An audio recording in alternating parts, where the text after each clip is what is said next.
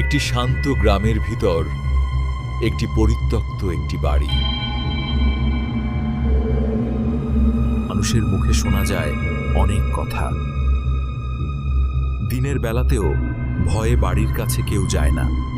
বাড়িটি বহু বছর ধরে পরিত্যক্ত, চারদিকে শুধু শুকনো পাতার শব্দ। অদ্ভুত একটা দমবন্ধ নীরবতা। লোকেরা রাতে দূর থেকেও বাড়ির দিকে তাকায় না, কারণ একটা ছায়াকে নাকি দেখা যায় বাড়ির চারপাশে ধীরে ধীরে হাঁটতে। গ্রামের একটি ছেলে নাম রফিক, সে কলেজে পড়ে, এসব বিশ্বাস করে না। কেউ বাড়িটার কথা বললে রফিক হেসে বলে, গাঁজাখুরে কথা। রফিক বসে বসে ভাবতেছে, আজ রাতেই সে ওই বাড়িতে যাবে।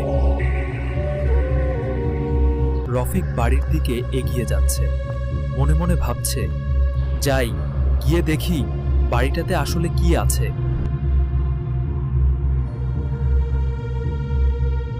রফিক নোটবুকটা হাতে নিয়েই প্রথম পাতায় 3টা লাইন দেখল।